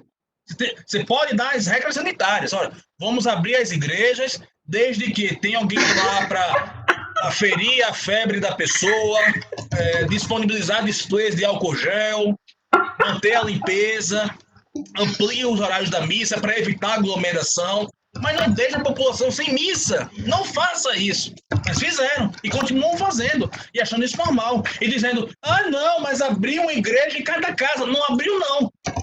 Casa é casa, igreja é igreja. Jesus disse a Pedro, aqui é a igreja, não é a casa. Você vai numa igreja e você encontra um quarto para dormir lá, no máximo você pode encontrar o quarto do padre, lá no canto, escondido, e aí lá, uma igreja pequenininha. Casa, você tem cozinha, você tem banheiro, você tem a sala de estar. Igreja é igreja. Mas deram um jeito de confundir isso e o povo aceitou. Olha, o dano mental que esse coronavírus vai deixar nas pessoas não é brincadeira. E não é só por causa da doença em si. É pelas atitudes dos políticos que estão nos liderando nesse momento. Entendeu? É terrível. Olha, vamos sair muito traumatizados disso aí. Tá? Eu mesmo tenho estado muito triste com esse negócio de não ir na missa, de não fazer confissão, de não comungar, entendeu? Eu disse, olha, eu aceitaria ficar de quarentena sem qualquer problema, desde que dissessem para mim, olha, pode ir para a missa. Vai na missa, bota uma máscara, bota álcool gel, vê se tem algum sintoma. Eu aceitaria a quarentena. Mas ficar em quarentena e sem missa é uma tortura absoluta para mim e para muitos católicos. Imagino que também para o senhor, padre, que deve estar proibido de celebrar missa. Quem está mais sofrendo com isso são os padres, que não podem fazer nada, a não ser acatar a decisão da diocese, né? Así es. Así es, Fernando. Tenemos una... No sé si el padre quiere agregar algo más. Oi? Fernando, muito obrigado. Sim. Eu tenho que me retirar porque tenho agora um seguinte compromisso. Então, muito obrigado. Mas eu total apoio a você 1000%. Muito obrigado, digo coisas piores do que você diz agora. Imagina. Ou seja, o que você disse, eu estou dizendo coisas piores porque eu sim posso falar mal do Grêmio aqui, do... eu sou parte do clube, então eu posso falar mal do clube. E, não, com certeza, imagina só, você está deixando o pessoal sem o consolo da religião, da fé, da vida espiritual, uma coisa nunca se viu, é por falta de fé, mas eles vão, quando eles queiram, grava isso, Quando eles queiram abrir a igreja, ou seja, por falta de fé, eles fecharam as igrejas. Quando eles queiram abrir a igreja, não por fé, mas porque vai faltar o dinheiro para a manutenção, aí o governo não vai mais permitir abrir, porque, se não era essencial no começo, por que se converteu em essencial agora? Esse vai ser o castigo. E vai ser um castigo bem merecido. Vai ser um castigo bem merecido mesmo. Exatamente, Então, exatamente. só É o que vai acontecer aberto- mesmo. É o só que vai ficar acontecer aberto mesmo. aquele que considerou que era essencial desde o princípio. A ele sim vão respeitar. Aqui É na, verdade. na cidade, nós insistimos sobre a essencialidade desde o princípio. E o prefeito entendeu, porque é católico, a polícia também, todo mundo entendeu isso. Então, se você não entendeu que era essencial desde o princípio, depois você não vai convencer a autoridade. Obrigado, Fernando. O senhor manteve, a igreja do senhor se manteve aberta? Se manteve aberta? Se manteve aberta Que aí. maravilha. Eu vou me mudar para aí. Muito obrigado, padre. Até a próxima. Forte abraço. Mais alguma pergunta, gente? Fique à vontade. Eu tenho tempo à vontade aí para vocês. Fernando, tenemos una médica que quiere hablarte sobre el protocolo del COVID acá en Paraguay. Certo? Sí. Selva, no sé si ya estás lista. Te voy a abrir el micrófono. Espérenme que voy a encontrar acá está.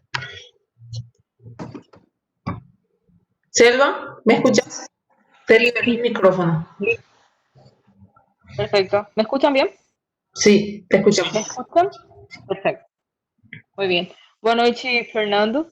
Boa noite, doutora. Qual é o teu nome?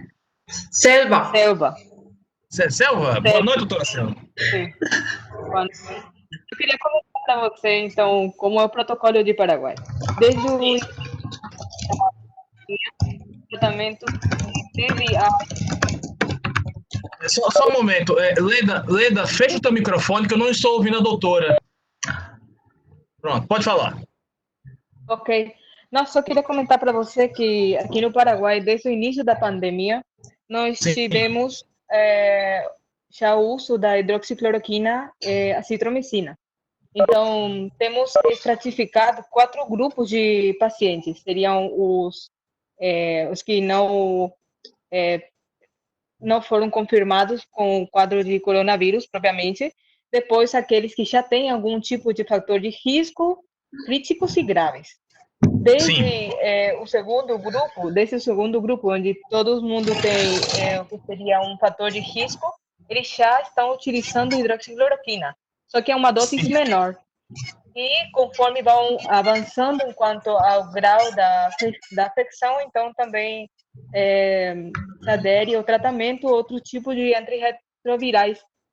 O que faz justamente todo esse protocolo muito interessante é o seguinte, que dentro do protocolo mesmo diz que os protocolos se aderem aos novos tratamentos que vão saindo segundo investigações. Então, eu não sei se isso seria justamente pelo seguinte, no Paraguai, o colegiado médico que avalia tudo isso como desde um fator bioético, eles sempre apostam por aquilo que realmente poderia dar uma resposta rápida. Eu sei que talvez no Brasil, em consequência a esses fatores de risco e também aquelas reações que tem a hidroxicloroquina, então não foi utilizado já desde um princípio a hidroxicloroquina. Mas é interessante ver isso, aunque nesses últimos tempos estou vendo muitos pacientes sendo recuperados do coronavírus também em Brasil. Eu não sei se a hidroxicloroquina foi utilizada ou até agora é só para certos pontos do Brasil. Sim, olha, aqui no Brasil está vendo, parece piada o que eu vou contar a você, mas aqui no Brasil houve a politização da hidroxicloroquina. Quem é de direita torce pela hidroxicloroquina, quem é de esquerda torce pelo vírus. Juro que isso está acontecendo no Brasil. Juro. pessoal das esquerdas fica se apoiando no papo seguinte: não existe comprovação científica. Tem gente da esquerda dizendo que tem que prender médicos que ministrar hidroxicloroquina nos seus pacientes. A situação no Brasil está essa. Então, veja, lá em São Paulo tem um plano de saúde que é predominantemente composto por idosos, ou seja, grupo de risco, que é a Prevent Senior. E a Prevent Senior se antecipou ao governo brasileiro nos estudos referentes ao coronavírus e descobriram que havia a possibilidade da hidroxicloroquina junto com a azitromicina conseguir fazer frente ao coronavírus e curar as pessoas. Então, ele lançou, o presidente do plano lançou a ideia aos médicos do grupo, que são muito bem pagos, inclusive. Mas, olha, você oferece aos pacientes. Os pacientes que quiserem fazer uso do medicamento, a gente ministra e aguarda os efeitos. E assina o termo. Pois bem, 400 pacientes fizeram uso do remédio. Praticamente todos se recuperaram. Não chegou nem mesmo a ter um óbito dos pacientes que fizeram o uso da medicação. Ou teve, mas parece que foi 2 óbitos, uma coisa assim, uma coisa muito pequena. E aí o que acontece? O presidente Bolsonaro abraçou a hidroxicloroquina. Ele fez, tem que produzir isso em massa. E mandou o laboratório do Exército produzir 1 milhão de pílulas da hidroxicloroquina para distribuir isso para o pessoal. No entanto, algumas pessoas ficam, não pode, porque não tem estudo científico, não sei o quê. Mas está aumentando isso aí. E o Brasil está sendo um caso muito curioso. Porque, veja, tem dia aqui que o número de mortes está normal e cresce um pouco. Hoje deu um pico muito grande. Hoje aqui no Brasil foram 407 mortos nas últimas 24 horas. Mas o número de recuperados está quase superando, ou se já não superou, o número de infectados. Obviamente que o nosso protocolo de testagem ainda é muito fraco, porque nós somos um país de dimensões continentais e fazer teste em cada um infectado é muito difícil. Mas você consegue ter uma amostragem, que é isso que o novo ministro da Saúde está fazendo. Ele quer fazer uma amostragem por grupo de 1 milhão. Né? Então, assim, por exemplo, a Coreia do Sul não testou. A Coreia do Sul sequer fez quarentena. E controlou os números de lá. Fez o quê? Fez isso, distanciamento social e testagem em massa. A partir da testagem, fizeram a amostra de 10 mil pessoas por 1 milhão e conseguiu verificar o índice da doença e conseguir gerar um controle. Veja, uma coisa que ninguém está questionando e que ninguém está falando é o seguinte: o número de casos na África. A África é um país que foi fortemente abalado pela malária e lá se difundiu para todo mundo a hidroxicloroquina. O que acontece? A África está com pouquíssimos casos de coronavírus. Por quê? Todo mundo lá está tomando um remédio que está sendo, de alguma forma, que a ciência ainda não consegue explicar, eficaz contra o coronavírus. Por outro lado, eu vou dizer uma coisa, e aqui é minha opinião, viu, doutora? Mas eu acho que esse negócio da hidroxicloroquina ainda está indo muito devagar por pressão do baronato da indústria farmacêutica. Porque o pessoal eu penso o seguinte: você tem uma grande indústria farmacêutica, você vê uma pandemia, a maior pandemia da história da humanidade, desde a peste negra. Você pensa o quê? É agora que eu vou ficar absolutamente rico o resto da minha vida. Aí chega a solução da pandemia. É um remédio que no Brasil custa R$1. Quem vai ficar feliz com isso? Ninguém. Tá entendendo? Então eu acho que existe também pressão da indústria farmacêutica para a hidroxicloroquina, mas que felizmente, com a graça de Deus, a gente está conseguindo superar isso aí. Mas eu acho que está havendo uma pressão sim da indústria farmacêutica para não fazer uso da hidroxicloroquina por questões financeiras. O pessoal quer ganhar dinheiro. entendeu? E agradeço muito sua participação. Que coisa boa. Eu acho, olha, meu público que me desculpe, mas eu acho que essa foi a palestra onde eu tive o melhor público. Eu tive um padre, tive médica, e esses estudantes maravilhosos. Pô, eu nunca imaginei que ia dar uma palestra pra gente tão boa assim. Ah, muito obrigada. Na verdade, eu que agradeço o seu tempo e a disponibilidade. Também queria comentar para você. Sabemos que não temos muitos dados ainda acerca da hidroxi, mas hoje em dia temos bastantes realmente. O problema quizás, como você fala, é mais político.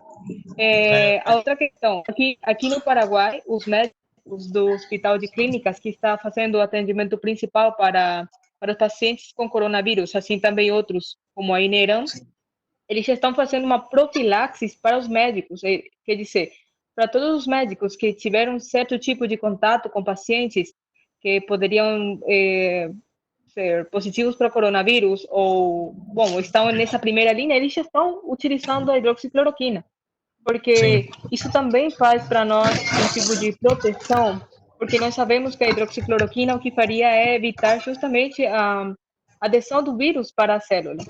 Então, se os médicos já se preparam com a hidroxicloroquina antes mesmo deles terem sintomas, então a possibilidade de que eles cheguem a estados críticos e graves é muito menor. Então, eu também, uma vez que tivermos dados disso, dessa investigação que estão fazendo aqui os médicos, também vou prover para você, uma vez que temos as estadísticas dos médicos. Pode me mandar, pode me contactar. A Leda tem minhas redes sociais todas, pode mandar para ela. Agora, uma coisa que você mencionou, doutora, e que se encaixa também no tema da nossa conversa, é o seguinte. Ontem faleceu um médico que tomou hidroxicloroquina e azitromicina. Ele tomou por precaução, ele não estava com sintoma, mas decidiu tomar. E parece que teve um infarto, uma coisa assim. Manchete em todos os jornais. Manchete em todos os jornais. Para desqualificar a hidroxicloroquina. Agora, pergunta se entrevistou alguém, se a Globo entrevistou alguém que foi curado com a hidroxicloroquina. Uma entrevista. Não, senhora, a luta aqui é política. Politizaram um medicamento, gente. Isso é desumano sobre qualquer aspecto. Isso é uma monstruosidade contra o povo. E é o que está acontecendo no Brasil, infelizmente. Fazer o quê? É uma reação adversa que tem o medicamento, as dois. É a ampliação do intervalo QT, em caso de pacientes que têm comorbidade cardíaca. Mas tem que ver todo o contexto. Esse médico ele poderia ser um cardiópata, ele poderia ter algum tipo de alteração do sistema de condução do coração, ele poderia ter uma arritmia. Então, não é o hecho de que ele tenha morto que faça com que o medicamento realmente seja, como você fala, é um caso perante muitos mais que vão ser os que vão se curar com esse tratamento. Exato. E outra coisa, qual é o remédio que é 100% eficaz? Nenhum. Todo remédio ele tem uma porcentagem de haver a possibilidade de reação. Todos eles. Veja, tem um médico na França que está sendo precursor da hidroxicloroquina, que é o Dr. Didier Raoult. Eu não sei se a senhora já ouviu falar dele. O procedimento dele mostra, olha, eu estou ministrando hidroxicloroquina à torta e à direita, mas está todo mundo ficando bom, mas teve um ou dois óbitos aqui. Então, deixa claro o seguinte, a medicação não é 100%, cabe a você que vem arriscar. Agora, você prefere o quê? Você prefere que a doença fique evoluindo ou você prefere arriscar no medicamento? Eu iria arriscar no medicamento. Eu disse aqui para minha namorada e para minha família, eu disse, olha, se eu pegar essa porcaria e porventura ficar impossibilitado de manifestar a minha vontade, vocês metam hidroxicloroquina em tudo. Me dá hidroxicloroquina na comida, na minha água, no que for. mas eu vou tomar esse negócio. Não vou deixar esperar ficar ruim, de cama, entubado. Vamos dar HCQ. É a santa paciência. Inclusive, Muito obrigada. o método mais recomendado atualmente é que ministre a hidroxicloroquina logo após o diagnóstico. Se antecipe, né? Pelo menos Quanto mais precoce, melhor. Exatamente. Muito obrigado, Muito obrigado. Viu, doutora? Conte comigo. À disposição.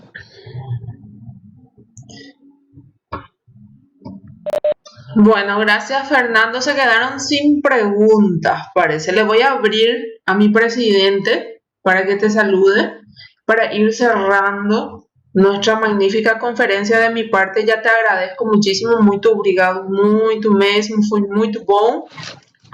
Eu que agradeço. Já acabaram as perguntas? Acabaram? Sim, acabaram sim. Que pena, nosso papo estava tão bom. Edgar, ¿me escuchas? Está abierto tu Sí. micrófono. Sim. Oi, Fernando, tudo bem? Oi, tudo bem? Quem é que fala? O Edgar aqui. Edgar? Tudo bom, Edgar? Tudo bom. Bem, Fernando aí para, como o Leda falou, eu sou o presidente aqui da Liga. Sim. Tem que ter paciência aí, como o português é ruim mesmo, né? Eu estou lhe ouvindo perfeitamente bem. Pode continuar falando. Mas só para fazer o encerramento aqui, né? Muito obrigado pela palestra. É a primeira vez também que a gente está fazendo isso aqui, né?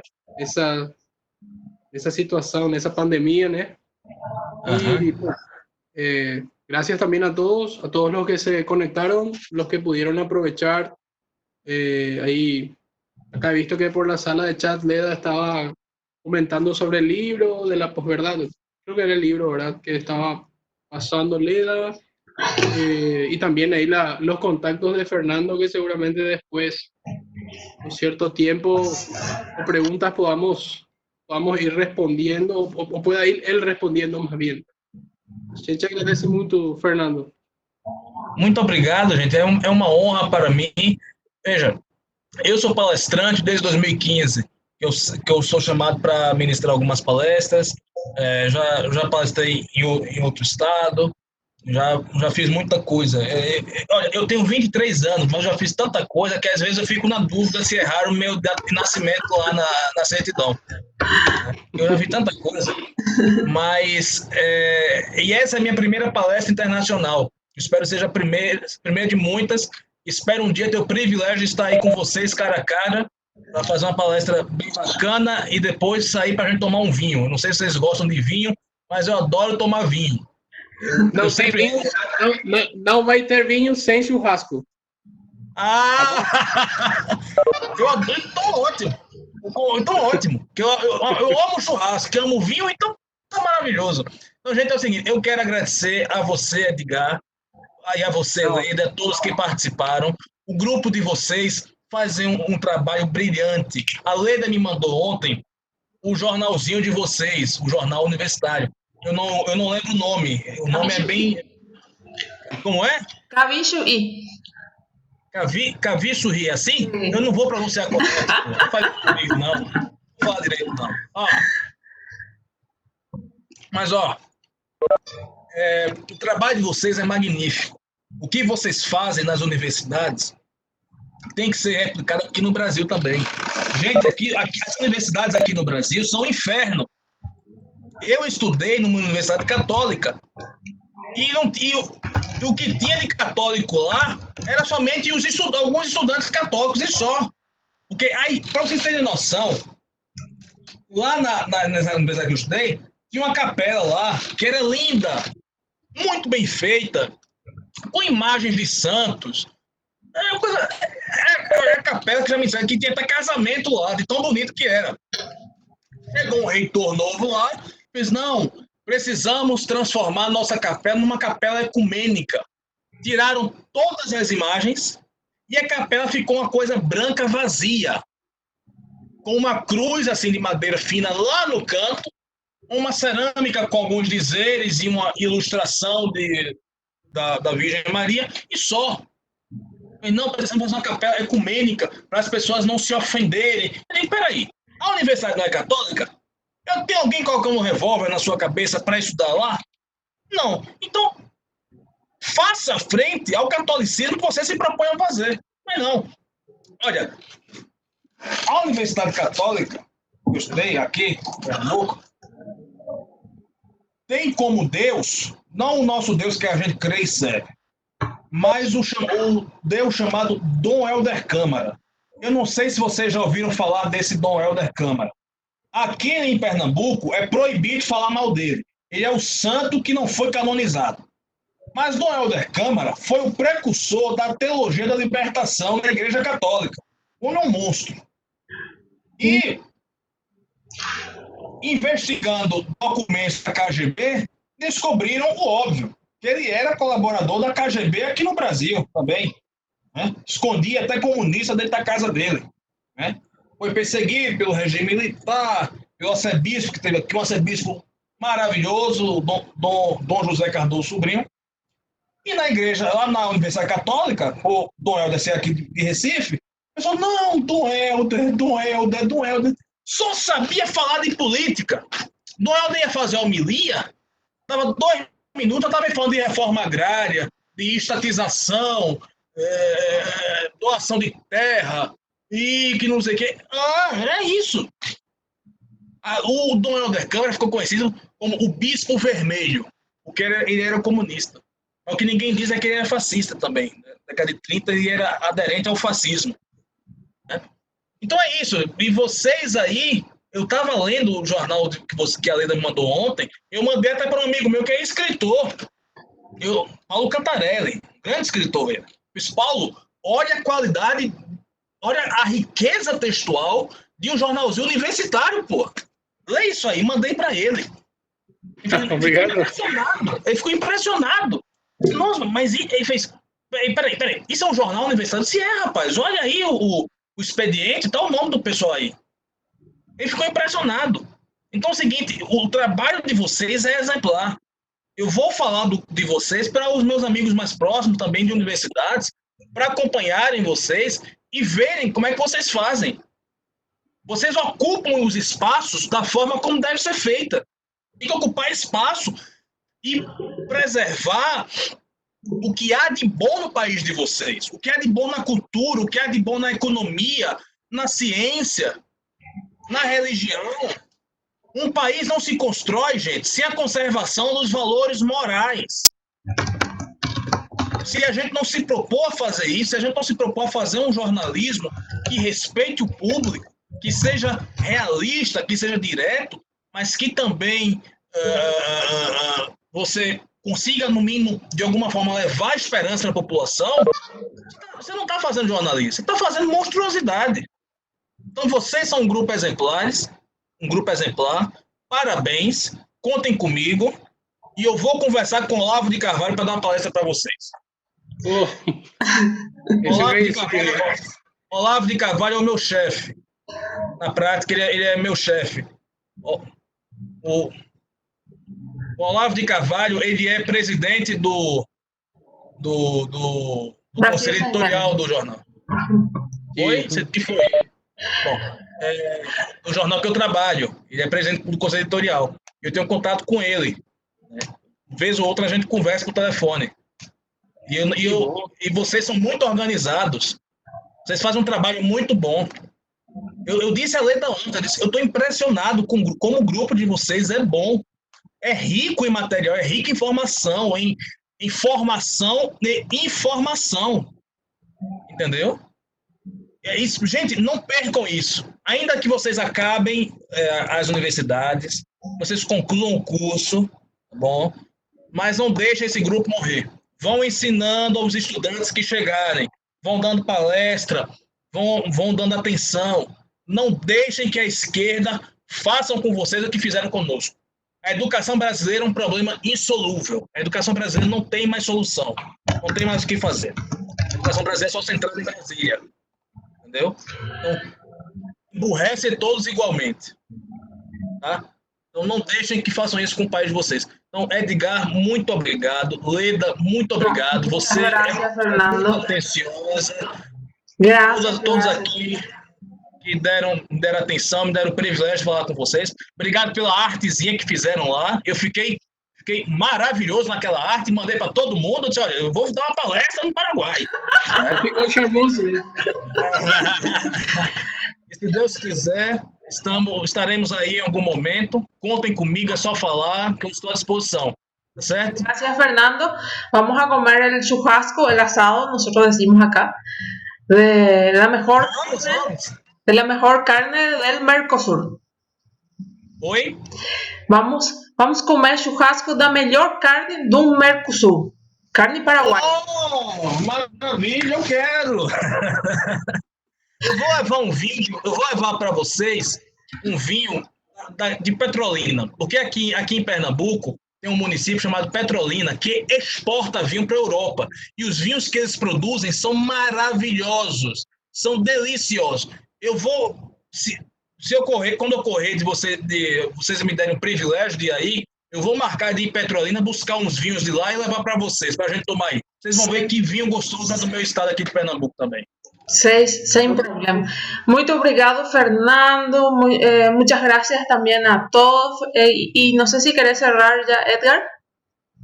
Sí, verdad. Bueno, escucharon, chicos, hay un gran trabajo que venimos haciendo, y no solamente como para comentarlo un poco, yo sé que Fernando algo va a entender. Esta transformación no solamente parte en las aulas como alumnos, sino la idea es tener una visión de 20 años. Edgar, fala só um pouco mais devagar, que eu não estou te entendendo. Fala um pouquinho mais devagar. Sim, estava falando para eles vão entender, todo mundo, que a gente estava falando no Ajanta, no ano passado, que esse trabalho aí é para vir daqui de 20 anos para frente, né? Então, a gente que agora está acabando a faculdade, a gente não vai sair de lá. A gente vai ficar aí pendurado, vai ficar de professor, vai ficar... Ótimo!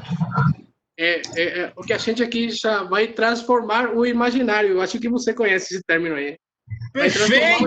O imaginário da gente aqui, todo mundo. Esse aqui é o grande trabalho. Tá bom? Exatamente.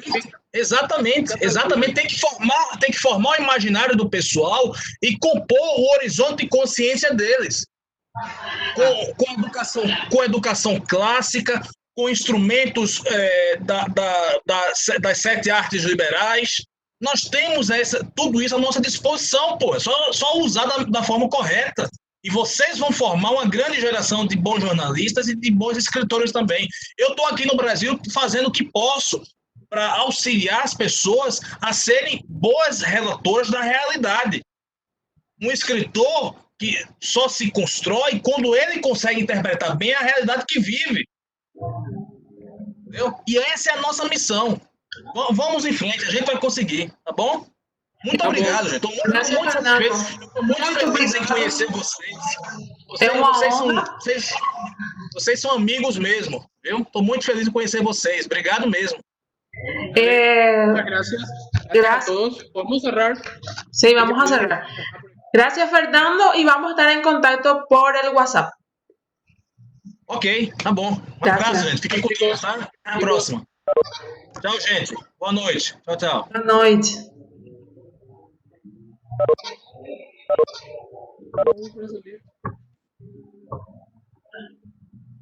Oh, no.